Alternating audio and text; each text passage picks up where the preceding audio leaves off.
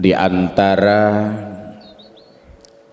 pembahagian fadilah kelebihan solat berjamaah pada pelaksanaan solat fardu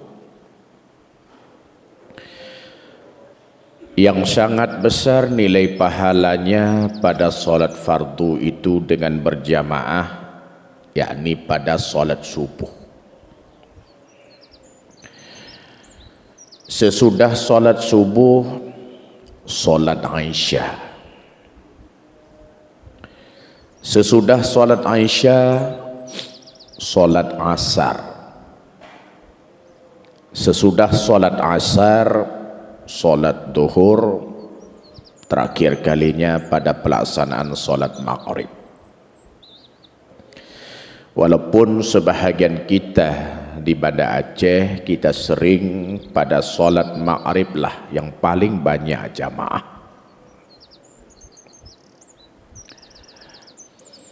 Yang kedua, barusan kita telah melaksanakan tadinya sebelum solat subuh, yakni solat sunnah sebelum subuh, atau bisa kita sebut pula dengan solat sunat fajar. Mana solat sunat fajar Ustaz?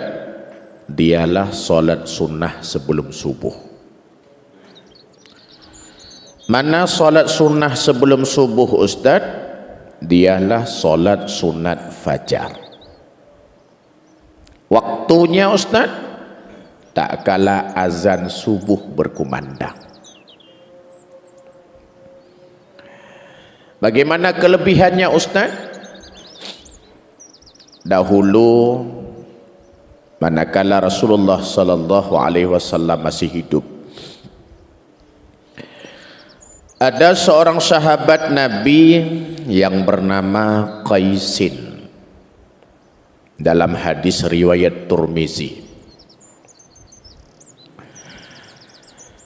Qaisin ini dalam riwayat ini pada subuh suatu saat beliau telat hadir melaksanakan solat subuh.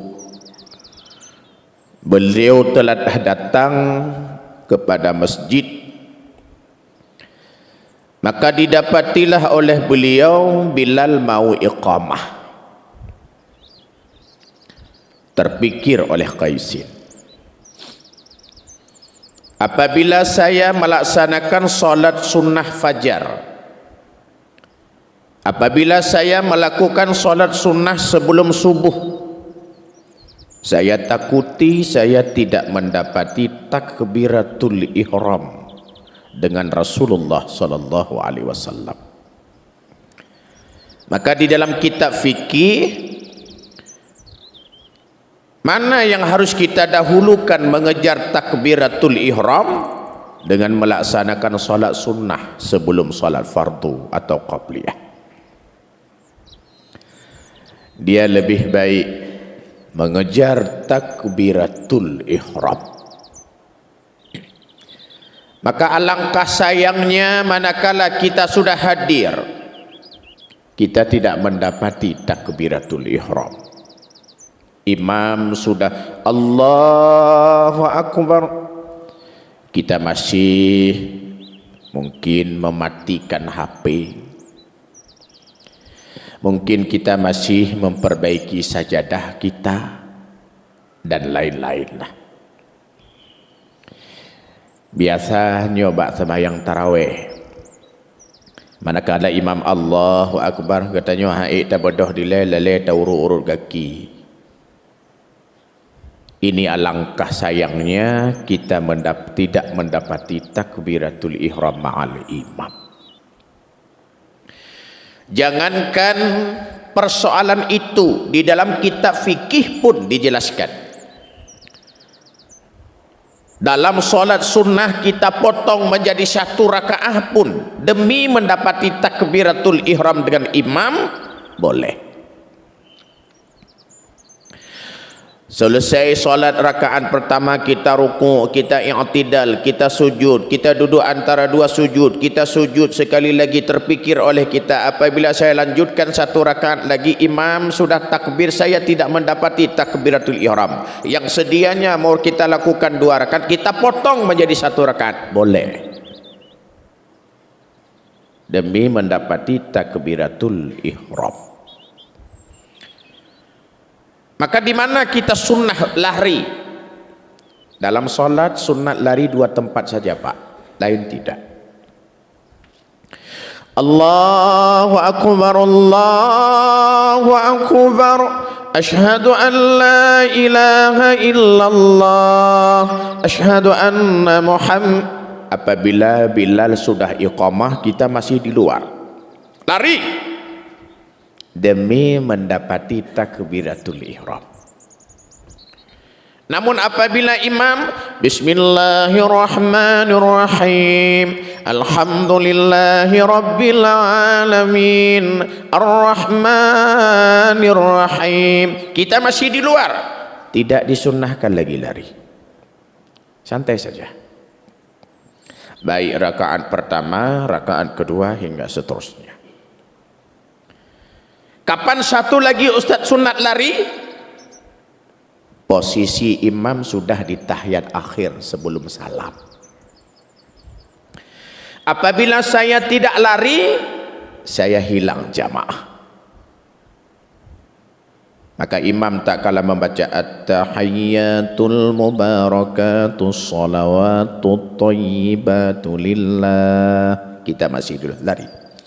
Allahu Akbar.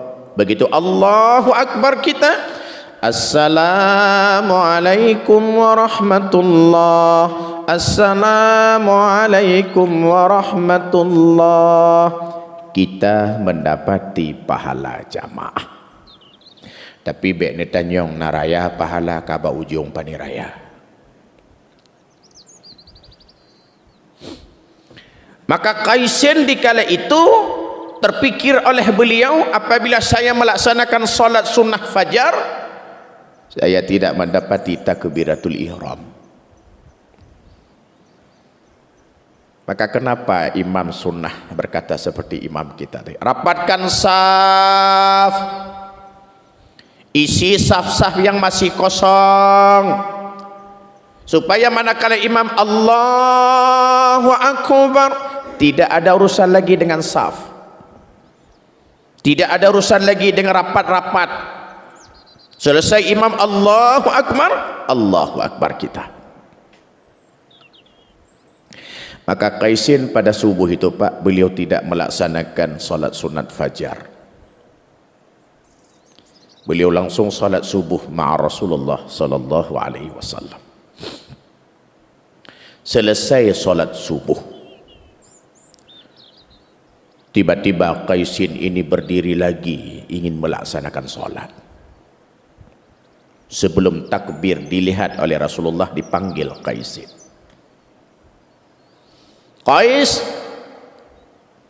Qaisin, solat apa lagi yang ingin kau lakukan itu Qaisin?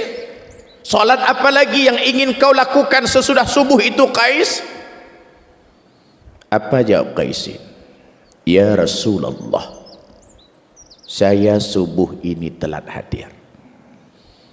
Biasanya selalu saya awal, tapi subuh ini saya telat ya Rasulullah. Saya belum melaksanakan solat sunat fajar. Bukankah dunia dan isinya ya Rasul dengan solat sunat fajar? Dia lebih besar solat sunat fajar.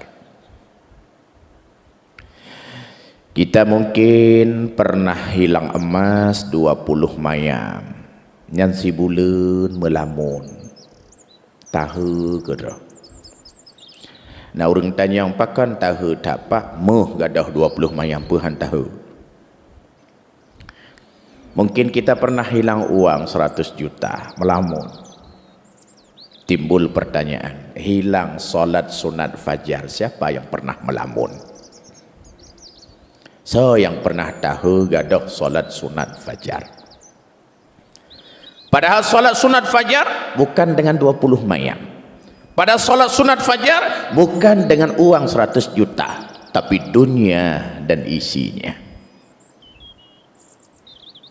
Ya Rasul, ini yang belum saya lakukan. Solat itu selalu saya amalkan, solat itu selalu saya lakukan ya Rasul. Subuh ini saya telat ya Rasul, dan saya takut tidak mendapati takbir ma'a Rasulullah sallallahu alaihi wasallam. Inilah solat yang ingin saya lakukan ya Rasul sesudah subuh. Solat yang selalu saya lakukan, tidak saya lakukan pada subuh ini ya Rasul.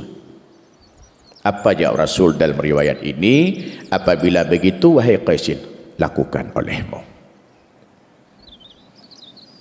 Jamaah yang amat dimuliakan Allah, dua solat yang amat berharga pada hari ini yang sudah kita amalkan, solat subuh dan solat sunat fajar. Mudah-mudahan kedua amalan ibadah yang kita amalkan pada subuh ini diterima sempurna oleh Allah Subhanahu wa ta'ala. Jamaah yang amat dimuliakan Allah, pada setiap manusia itu kita tidak luput 4 macam perkara. Setiap kita Allah memberikan 4 macam perkara ada pada diri kita.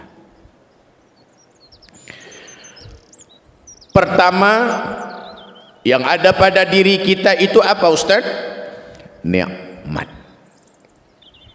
Tiap saat, tiap waktu nikmat, nikmat, nikmat, nikmat. Contoh saja hari ini mungkin ada nikmat yang sering kita lupakan jamaah. Nikmat-nikmat yang lain lupa, tapi ini yang sering kita lupa. Nikmat apa Ustaz? Nikmat keluar berak dan keluar kencing. Biasanya sesudah subuh langsung kita ke WC, berak itu dengan sendirinya keluar.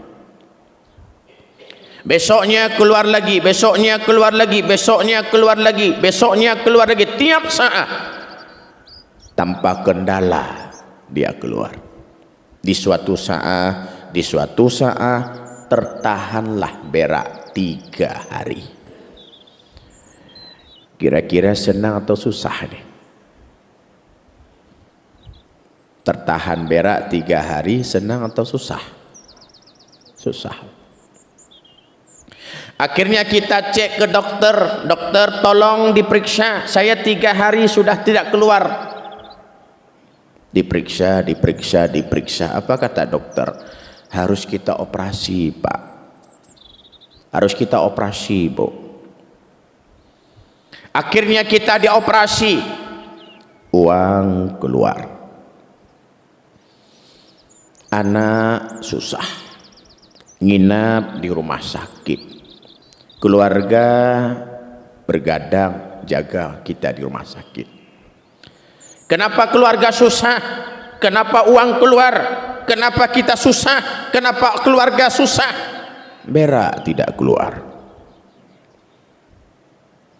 Bayangkan nikmat-nikmat yang lain. Maka setiap saat nikmat itu Allah berikan kepada kita, walaupun kita sering melupakan nikmat itu. 2, ada musibah yang akan menimpa kita. Tidak ada manusia yang tidak ada musibah. Tidak awal Ustaz, akhir. Pasti setiap kita ditimpa musibah.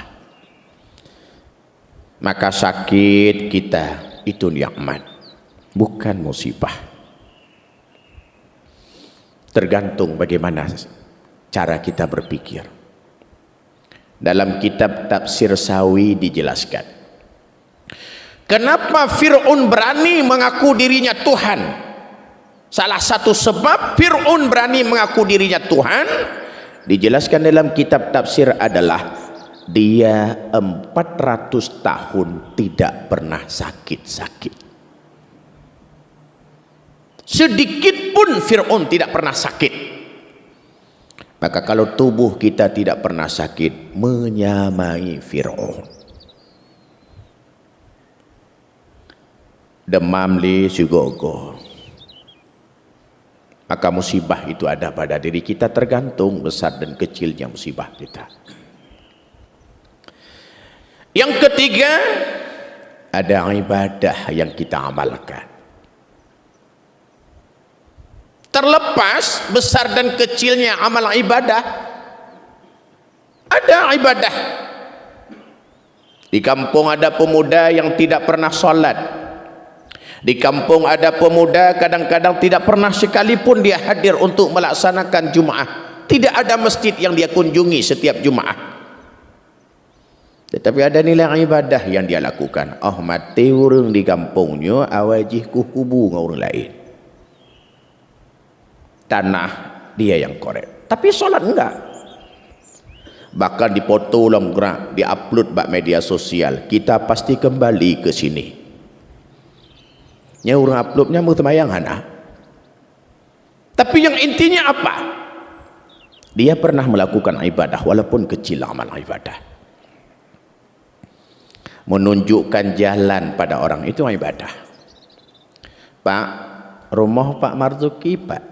Oh itu Pak, yang hijau itu. Itu merupakan ibadah. Terakhir, ada dosa yang kita lakukan. Kita manusia tidak luput daripada dosa kecuali para nabi, para rasul. Kenapa nabi tidak ada dosa? Kenapa rasul tidak ada dosa? Maksum. Kenapa maksum? Dijaga oleh Allah. Contoh, ada timbul pertanyaan pada bab udhiyah, pada bab kurban. Kenapa tak kala Nabi Allah Ibrahim alaihissalam menyembelih putranya Ismail, yang diganti oleh Allah Ta'ala satu binatang di syurga itu domba, kibas. Kenapa tidak binatang yang lain diganti? Data kedi geganto manok nyantip uro raya dah kurban. Tapi kenapa domba yang diganti? Kenapa kibas yang diganti? Atau binatang yang lain? Kenapa tidak onta? Kenapa tidak sapi? Kenapa mesti binatang itu yang diganti oleh Allah Ta'ala? Itu timbul pertanyaan. Terjawab dalam kitab Furu'. Manakala Nabi Allah Ibrahim alaihissalam mengajak anaknya bercerita, ibunya bercerita, ayahnya bercerita tentang Nabi Ibrahim menyebut kepada anaknya, ya bunayya inni arafil manam. Beliau membawa seutas tali di kala itu. Dilihat oleh Hajar. Wahai Nabi Ibrahim, wahai suamiku, untuk apa tali itu wahai Ibrahim? Pada mulut Nabi Ibrahim terlebih dulu menjawab, kami ingin memotong domba. Kami ingin menyembelih domba. Apabila bukan domba yang disembelih, apabila bukan domba yang diturunkan oleh Allah, maka mulut Nabi Ibrahim berdosa. Karena beliau telah menyebut kami ingin menyembelih domba. Inilah yang disebut maksum, dijaga oleh Allah Ta'ala. Selain daripada Nabi, selain daripada Rasul, yang namanya manusia pasti berdosa. Ada nikmat, ada musibah, ada ibadah, ada dosa. Empat ini Allah tuntut kepada kita. Empat ini Allah harapkan kepada kita. Apa yang Allah harapkan? Apa yang Allah tuntut empat macam perkara ini? Apabila kita tidak menyelesaikan tuntutan Allah ini, ujungnya neraka.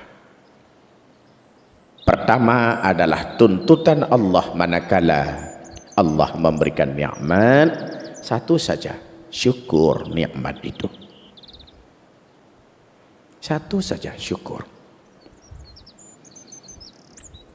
Cara bersyukur, Ya, lihatlah Rasulullah sallallahu alaihi wasallam. Dalam riwayat Aisyah, ada riwayat yang lain. Rasul pernah, Pak, Bu, beliau salat kaki bengkak. Lama sekali berdiri.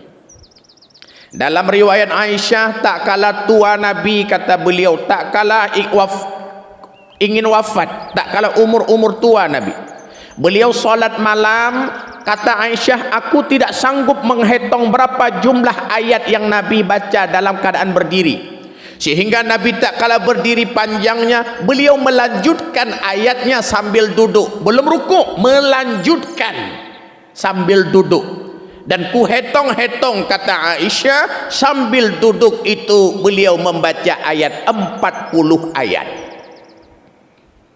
Tak kala berdiri aku tidak sanggup menghitung. Nya nak cita bayang siat. Tanyonyo tak sembayang kedro, tetap ayat 2 buah mentong langganan. Qulhu inna ataina, qulhu inna ataina. Akhirnya ada seorang sahabat sedih melihat Nabi kaki sudah bengkak. Sahabat ini berkata, ya Rasul, bukankah dirimu sudah dijamin syurga? Bukankah dirimu sudah dijamin syurga dan dirimu tidak ada dosa, ya Rasul?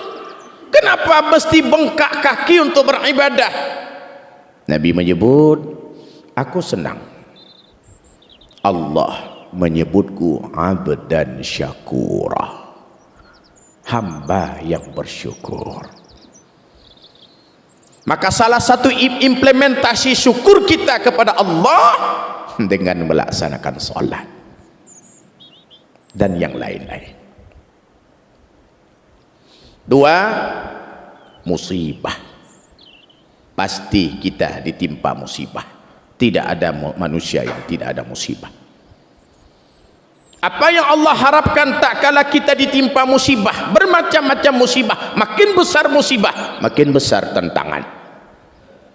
Satu saja, sabar. Sabar inilah yang diharapkan oleh Allah. 3, ibadah. Ingat, Pak, apa yang harus kita jawab manakala panggilan azan berkumandang? Karena suara itu terbagi 3. Ustadz harus membahasnya karena ini lagi viral. Ada suara sir, maka disebut sirriyah. Ini sampai jam berapa?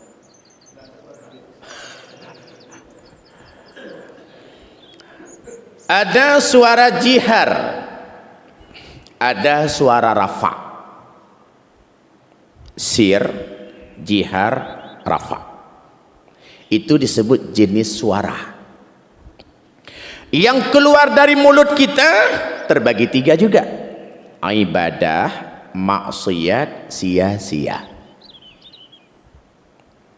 Yang muncul pada mulut Ustaz 3 saja. Kalau tidak mulut, ibadah. Kalau tidak, dosa. Kalau tidak, sia-sia. Mungkin kita telah paham mana ibadah, mana dosa, yang sering kita lakukan sia-sia. Mana sia-sia, Ustaz? Lagak tak rumahnya pada dipegot. Yang ucapan lagak tak rumahnya pajan dipegot, keibadathan ditamong, kedausahan roh, tapi itulah disebut sia-sia. Yang kira-kira nalu narik sia-sia katanya lawitnya.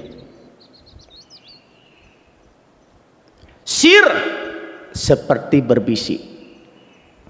Maka dalam salat ada rukun sir, rukun qauli itu sir. Fatihah, takbiratul ihram, tasyahud akhir, salawat dalam tasyahud akhir, salam yang pertama. Nyan bertasah ba'dro tadi. Allahu akbar. Bermusuh. Salam. Assalamualaikum warahmatullahi. Assalamualaikum warahmatullahi. Seringkan ke bapak ibu lihat naurun sembahyang?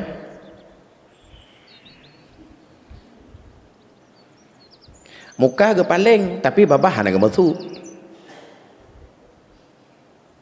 Tidak sah. Fatihah pun harus kita dengar. Kita tidak mengupas fikih hari ini. Ada muafik, ada masbuk, ada udzur. Ada Fatihah bagi muafik, ada Fatihah bagi masbuk, ada Fatihah bagi udzrin. Kita tidak mengupas karena waktu singkat. Berapa huruf Fatihah Ustaz? 156 huruf. Kurang tidak boleh, lebih pun tidak boleh. Alhamdulillahi Rabbil Alamin, Ar-Rahmanir Rahim, Maliki Yaumiddin. Dalam mazhab Syafi'i ma itu ada alif. Dalam mazhab Malik, Maliki.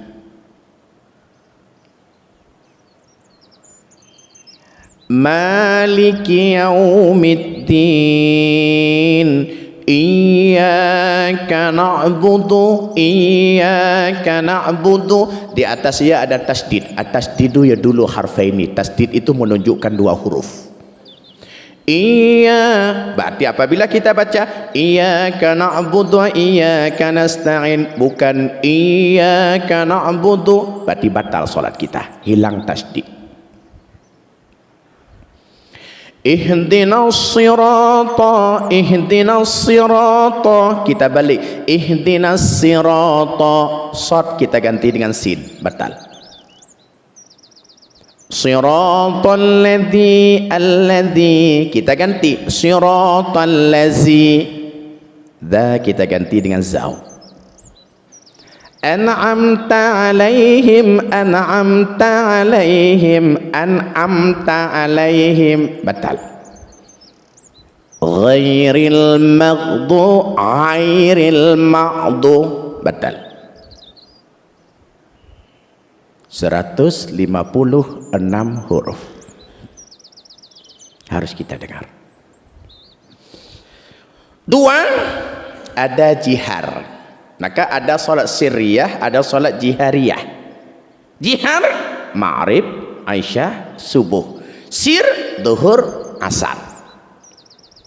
Satu lagi Pak, ada suara rafa, angkat suara. Mana dalam agama yang harus diangkat suara? Nah, ini lagi viral nih. Pertama adalah takbir hari raya. Allahu Akbar, Allahu Akbar, Allahu Akbar, La ilaha illallah, Wallahu Akbar, Allahu Akbar, walillahil hamd. Dia diangkat suara Pak. Dua, talbiyah. Maka kalau Bapak Ibu umrah haji itu di bus-bus di Arab itu ada apa itu, ada mik. Labbaik Allahumma labbaik, labbaik la syarika laka labbaik, innal hamda wan ni'mata laka wal mulk la syarika lak. Diangkat suara. Terakhir azan. Kenapa seorang muazin telunjuk ini harus digepas lampunya? Kadang-kadang muazin kita kalau lampunya nggak tak ino geman.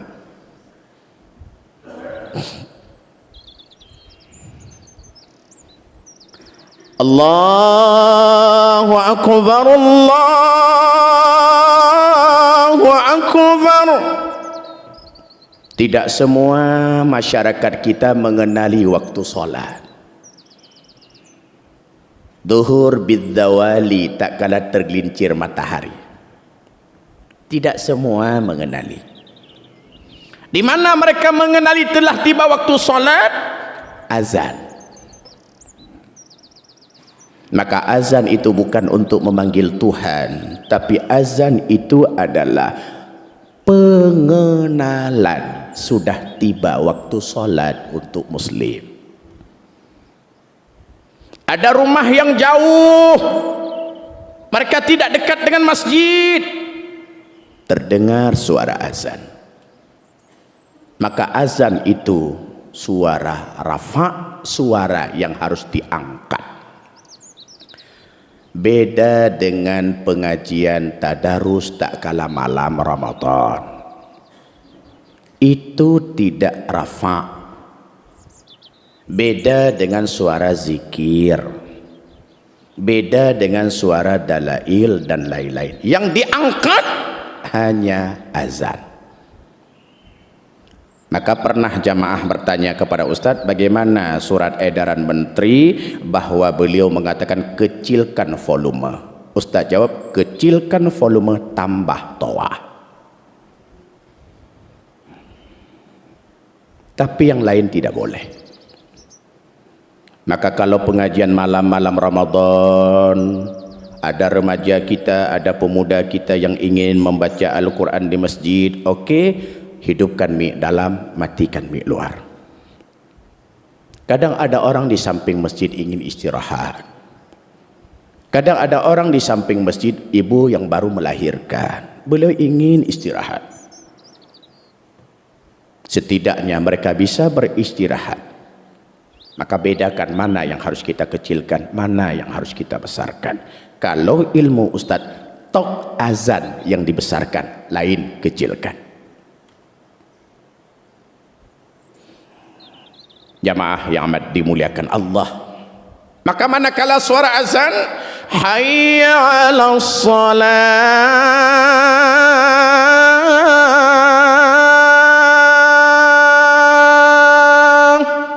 yang kita ucapkan la haula wala quwata illa billahil aliyyil azim. Saya rencana mau tahajud nanti malam, silahkan. Rencana terus. Saya ingin mengkhatam Quran, silahkan. Rencana terus. Tapi yang petruh bandum adalahnya Allah Azza wa Jalla. Rencana tahajud leh asyaga tengah bengah jaga. Tapi manakala Allah memberikan kudratnya, Allah memberikan inayahnya, apa yang kita cita-citakan pasti tercover. Allah memberi hidayah. Maka manakala kita berbuat ibadah, ingat ini karunia Allah. Terakhir, manakala ada dosa yang kita lakukan, satu saja harapan Allah untuk kepada kita. Apa Ustaz? Dosa pasti ada. Satu yang Allah tuntut, satu yang Allah harap. Tubu ilallahi bitaubatan nasuha. Taubat kepada Allah apabila dosa yang sudah kita lakukan itu. Ini harapan Allah. Ini saja yang dapat Ustaz sampaikan dalam subuh yang amat mulia ini. Mudah-mudahan ada manfaatnya. A'udzubillahi minasyaitonirrajim. Bismillahirrahmanirrahim. Alhamdulillahi rabbil alamin hamdan yuafi ni'amahu yukafi'u mazidah. Ya Rabbana lakal hamdu wa lakal syukru kama yanbaghi li jalali wajhikal karimi wa 'azimi sultanik. Allahumma salli wa sallim wa barik ala sayyidina wa maulana Muhammad wa ala alihi wa sahbihi ajma'in. Allahumma inna nas'aluka ridhaka wal jannata wa na'udzubika min sakhatika wan nar. Rabbana atina fid dunya hasanah wa fil akhirati hasanah wa qina adzaban nar. Wa adkhilnal jannata ma'al abrar ya aziz ya ghaffar birahmatika ya arhamar rahimin. Wa sallallahu ala sayyidina Muhammad wa ala alihi wa sahbihi ajma'in walhamdulillahi rabbil alamin. Hadanallahu wa iyyakum ajma'in. Nasrun minallahi wa fathun qarib.